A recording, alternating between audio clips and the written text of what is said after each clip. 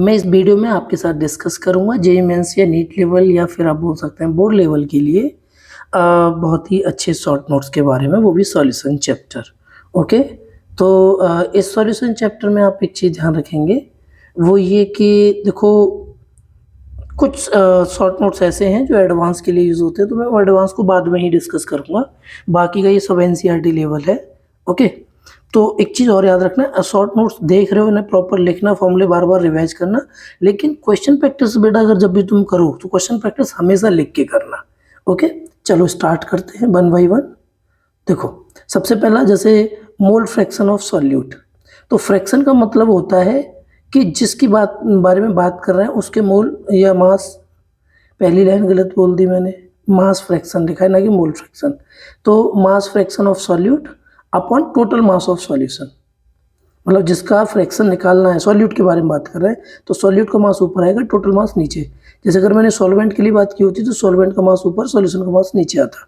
ठीक है, अच्छा मास परसेंट की बात करते हैं तो जो फ्रैक्शन आपने निकाला है उसमें हम 100 से मल्टीप्लाई कर देते हैं।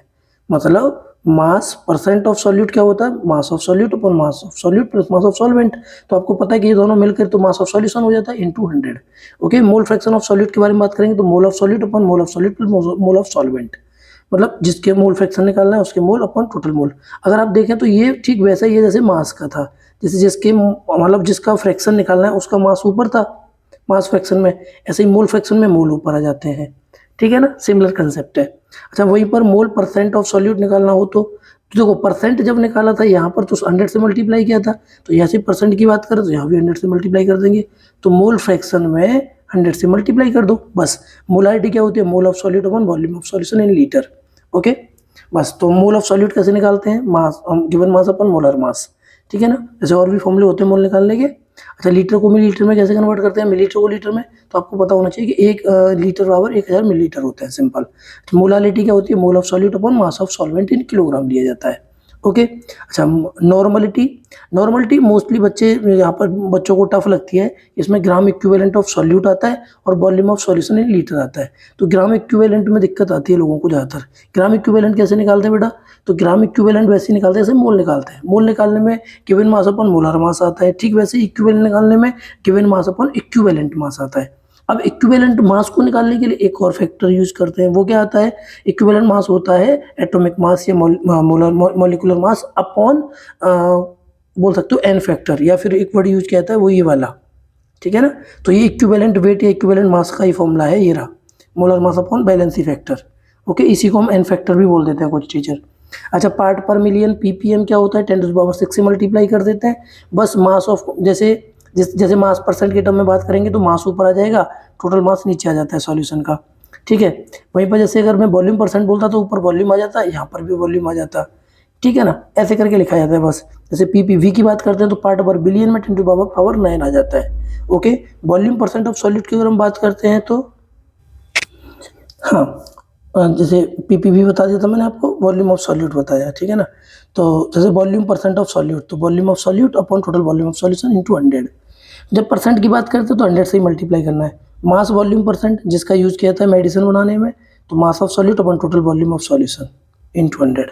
ग्राम इक्विवेलेंट, ग्राम इक्विवेलेंट में क्या आता है, mass of solute upon equivalent weight, जो भी थोड़ी देर पहले मैंने बोला भी था।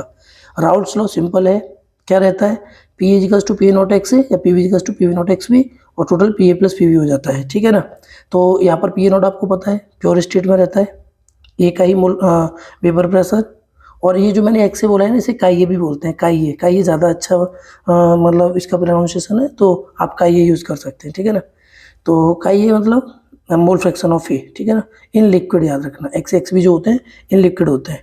डाल्टन्स लॉ के according partial vapour pressure of A क्या रहता है, Y A into P total. तो बाई ए क्या है यहाँ पर, mole fraction of A in vapour phase. जैसे पी वी निकालेंगे तो मोल फ्रैक्शन का मल्टीप्लाई कर देते हैं बी की मोल फ्रैक्शन से, तो वाई ए बाई वी क्या होता है यहाँ पर, Y A by V are mole fraction in vapour phase, simple. Ideal solution क्या होता है, आइडियल सॉल्यूशन की condition delta X mixture delta V दोनों जीरो होते हैं, या दो सॉल्यूशंस ओवे राउल्ट्स लॉ, उन्हें आइडियल सॉल्यूशन बोलते हैं। इसके बारे में आगे भी बात करूंगा। अच्छा colligative properties for non volatile solute and volatile solvent, इनके लिए अगर बात करें तो कौन कौन सी होती हैं? Relative lowering in vapour pressure, P naught minus P S upon P naught equals to X solute, या X N small N upon small N plus capital. ये जो लिखा है ना, ये वाला टर्म, जैसे आई तो यहाँ पर वन टू फैक्टर होता है small N mole of solute, और capital N mole of solvent होते हैं।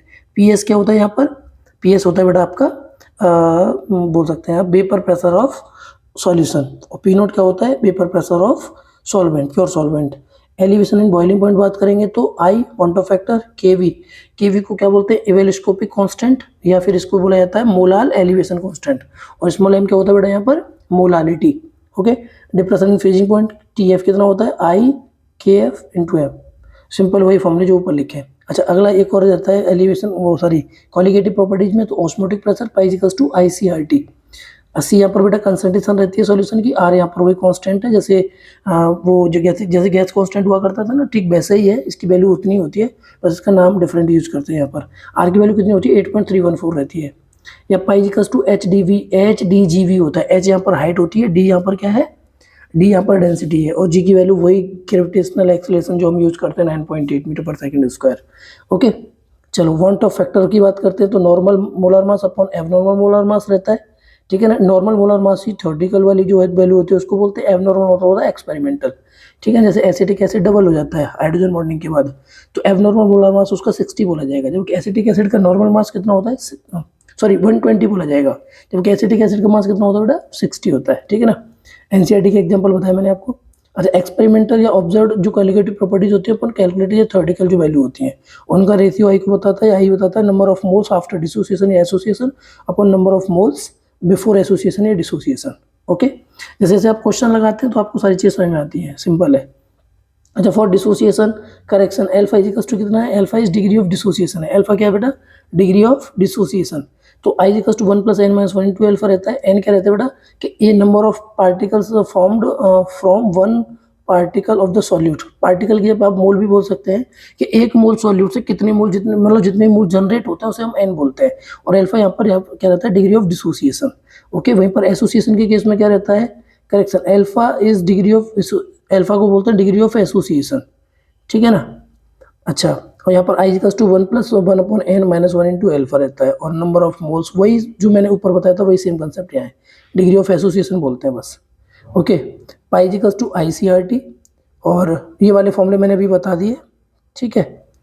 हाँ, उसके अलावा देखो ये, इसमें अगर मैं बात करूँ तो जैसे कि सबसे पहला ये पाई के बारे में बात करें तो पाई जो है वो मोलर मास के इनवर्सली प्रोपोर्शनल होता है। पाई कैसा रहता है? मोलर मास के इनवर्सली प्रोपोर्शनल, ये याद रखो आप, ठीक है ना। या pi equals to ICRT, pi equals to ICRT, या सी की जगह पर कितना लिख सकते हो? n/v, और n क्या होता है? Given mass upon molar mass, ठीक है ना। जो भी ऑब्जर्व किया जाता है वो वाला मास यूज होता है यहाँ पे। ओके, और पाई के यहाँ पर ये ऑस्मोटिक प्रेशर। अगला अगला आता है जैसे आपके बारे में, जैसे ideal solution, non ideal solution. Obey Raoult's law, do not obey Raoult's law. Delta V mixer 0 है, डेल्टा एच 0 है, डेल्टा एस ग्रेटर देन 0 है, डेल्टा जी लेस देन 0, और delta S total greater than 0। Entropy always positive ही होती है, ठीक है ना। तो वॉल्यूम में कोई चेंज नहीं आएगा क्योंकि फोर्स ऑफ अट्रैक्शन में कोई चेंज नहीं आता, और एनर्जी में भी कोई लॉस नहीं होगा, कोई भी चेंज नहीं आएगा, ठीक है ना। Entropy gives free energy. Entropy के बारे में बात करें तो एंट्रोपी ऑलवेज इंक्रीज होती है सॉल्यूट और सॉल्वेंट को जो मिक्स किया जाता है, और गिव्स फ्री एनर्जी जो है वो डिक्रीज, मतलब लेस देन 0 बोला है हमने, डिक्रीज नहीं बोलेंगे, लेस देन 0 नेगेटिव। इसका मतलब ये है कि सॉल्यूट को सॉल्वेंट में जब मिलाते हैं तो वो एक स्पॉन्टेनियस प्रोसेस होता है।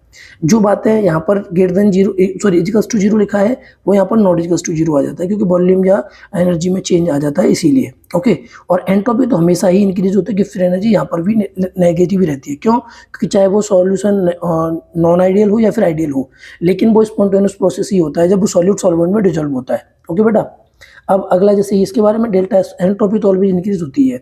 हेनरीज लॉ के बारे में बात करें तो जैसे कोई गैस डिजॉल्व होती है किसी लिक्विड में, तब हम जब इसका यूज करते हैं तो प्रेस जो उसका अमाउंट है गैस का, वो प्रेशर के डायरेक्टली प्रोपोर्शनल होता है, ठीक है ना। जो भी पार्शियल प्रेशर होता है गैस के, या फिर हम बोल देते हैं एक्स का यूज करते हैं। वही मैं एक्स मतलब वही काई वाली बात है, ठीक है ना। आप काई बोलो एक्स बोलो, तो पी मेरे को थोड़ा हैबिचुअल हो गया है थोड़ा, ठीक है, इसलिए मैं उसे एक्स बोल देता हूँ। तो पी प्रोपोर्शनल टू एक्स रहता है, तो प्रोपोर्शनल को उठा के यहाँ पे के एच ले आते हैं, हेनरीज कांस्टेंट होता है। तो यहाँ से हमें पता चलता है कि सॉल्युबिलिटी जो है वो हेनरीज कांस्टेंट के इनवर्सली प्रोपोर्शनल होती है। हेनरीज कांस्टेंट है ना, इसकी वैल्यू बेटा एनसीईआरटी जो टेबल दे रखी है वो आपको याद करनी पड़ेगी, ठीक है, वो बड़ी इंपॉर्टेंट है। अच्छा, एजियोट्रोप्स के बारे में बात करते हैं, जो फॉर्मेशन के बारे में। तो मिनिमम बॉइलिंग एजियोट्रोप, तो लार्ज पॉजिटिव डेविएशन जो शो करते हैं, जो पॉजिटिव डेविएशन शो करते हैं उन्हें तो बोलते हैं मिनिमम बॉइलिंग एजियोट्रोप, और जो नेगेटिव डेविएशन शो करते हैं लार्ज नेगेटिव, उनको बोलते हैं मैक्सिमम बॉइलिंग एजियोट्रोप। वैसे एजियोट्रोप क्या होते हैं, एजियोट्रोपिक मिक्सचर में क्या होता है, सॉलिड और सॉल्वेंट सेमी टेम्परेचर पर बॉयल होते हैं, मतलब उनके बॉइलिंग पॉइंट सेम होते हैं, ठीक है ना, और इसीलिए उनके लिक्विड और वेपर में जो मोल फ्रैक्शंस होते हैं वो आपस में इक्वल रहते हैं। अच्छा, सॉल्युबिलिटी डिपेंड्स ऑन, सॉल्युबिलिटी किस पर डिपेंड करती है किसी भी गैस की, अगर लिक्विड में डिजोल्व करना हो तो नेचर ऑफ गैस पर, सॉल्वेंट पर। सॉल्वेंट के तो डाइलेक्ट्रिक कांस्टेंट पर डिपेंड करती है, डाइलेक्ट्रिक कांस्टेंट जितना ज़्यादा होता है सॉल्युबिलिटी उतनी ज़्यादा होती है, ठीक है ना। और गैस के नेचर की अगर बात करें तो गैस का साइज जितना ज़्यादा होता है, मास जितना ज़्यादा होता है, उसमें पोलैरिटी जितनी ज़्यादा होती है, गैस उतनी इजीली डिजोल्व हो जाती है। जैसे O2 है, इसका मास N2 से ज़्यादा होता है, ठीक है ना। यहीं पर अगर मैंने NH3 लिया होता तो NH3 O2 से आगे आ जाता, ठीक है ना। अदरवाइज कुछ आंसर हेनरीज लॉ कांस्टेंट के अकॉर्डिंग ही निकाले जाते हैं। Temperature, solubility decreases with the increase in the temperature for exothermic dilution. जब अगर कोई डाइल्यूशन एक्सोथर्मिक होता है तो टेम्परेचर को बढ़ाना वहाँ पर अच्छी बात नहीं होती। अगर हाई टेम्परेचर मतलब आप बोल सकते हैं कि गर्म पानी में अगर गैस को डिजोल्व करना हो तो थोड़ा मुश्किल होता है, ठंडे पानी में गैस इजीली डिजोल्व हो सकती है। प्रेशर के लिए बात करें तो solubility increase with the increase in the pressure, refer to Henry's law above, okay. तो ये जो बात है प्रेशर को बढ़ाने पर सॉल्युबिलिटी बढ़ती है, ये हेनरीज ने यही बताया था, ठीक है ना। अच्छा, अब एक पॉइंट रह गया यहाँ पर, ये बेटा थोड़ा एडवांस लेवल, ठीक है ना। मैं थोड़ा सा इसे समझा देता हूँ। जैसे राउल्ट्स लॉ के बारे में बात करते हैं, ठीक है, तो जो जेई एडवांस की तैयारी कर रहे हैं वही बच्चे इसको देखें, बाकी बच्चों के लिए दैट उतना ही इनफ है जितना मैंने ऊपर यहाँ पर बता दिया आपको। बस अगर आपको यहाँ इसके अलावा भी कुछ पढ़ना हो ना शॉर्ट नोट्स में, तो आप एक बार एजियोट्रोप्स के एग्जाम्पल देख लेना और यहाँ पर KH की वैल्यू को लर्न कर लेना। और एक चीज़ और आप याद कर सकते हैं जो इसमें नहीं है फिलहाल, और वो है बेटा कि आइडियल और नॉन आइडियल सॉल्यूशन जो होते हैं ना उनके एग्जाम्पल्स, ओके, बस उनके एग्जाम्पल्स और देख लेना और कुछ भी नहीं। हाँ, जैसे consider mixer with the composition near, यहाँ पे क्या लिखा है, ड्यू पॉइंट करके लिखा है वेपराइज, ठीक है ना। Consider mixer with the composition near, छोड़ो इसे, ठीक है। वैसे जब ये वाला फॉर्मूला तब यूज करते हैं हम जब कुछ ड्रॉप ही वेपराइज होती हैं। यहाँ पर फ्यू पॉइंट कुछ गलत लिख गया यहाँ पे, ठीक है ना। जब स्टार्टिंग होती है ना वेपराइजेशन की, जब 1-2 ड्रॉप या 4-4 ड्रॉप लिक्विड की वेपर में कन्वर्ट होती हैं, तब ये वाला कंसेप्ट आप अप्लाई कर सकते हैं, ठीक है ना। तभी आप ये वाला कंसेप्ट अप्लाई कर सकते हैं। कुल मिला के बात ये है। और दूसरा, अगर थोड़े से ज़्यादा मोल अगर वेपराइज हो जाते हैं तो आपको मोल फ्रैक्शन को नए तरीके से निकालना पड़ता है, ये स्टेप यूज किए जाते हैं। एडवांस का प्रोसेस है, सारे मैंने खैर मेरी क्लास में कराए हैं फिलहाल अभी, लेकिन अभी यहाँ तो शॉर्ट नोट्स की बात कर रहे हैं। हालांकि मैं डालूंगा अभी यूट्यूब पर भी वीडियो जो अपलोड करूँगा उसमें मैं मेंशन करूँगा इन चीज़ों को, ओके। ये इसके लिए कि जब भी आप क्वेश्चन सॉल्व करो तो आप 1-10 मिनट की वीडियो में अच्छे से नोट्सों को रिवाइज करके और देन उसके बाद आप क्वेश्चंस लगा सकते हो। अच्छा, एट द लास्ट ड्रॉप, अगर लिक्विड की लास्ट ड्रॉप वेपराइजेशन से बचती है, उस कंडीशन में क्या होता है कि जो वाई फाइनल होते हैं ए के, वो एक्स इनिशियल के इक्वल हो जाते हैं, क्योंकि पूरा का पूरा ए जो है वो लिक्विड से वेपर में बदल जाता है, इसलिए हम ये वाला कंसेप्ट लगाते हैं, ठीक है बेटा। ये बहुत अच्छा कंसेप्ट है, बट ये है कि ये चीज़ें नोट से काम नहीं चलेगा, सीधा सा क्वेश्चन लगाने पड़ेंगे, क्वेश्चन प्रैक्टिस से ही बात बनेगी, ओके बेटा, गुड लक। बट अगर वीडियो अच्छी लगी हो तो आप लाइक से सब्सक्राइब कर सकते हैं चैनल को, ओके। बाय बाय, जहाँ भी हो जैसे भी हो, बस टेक केयर।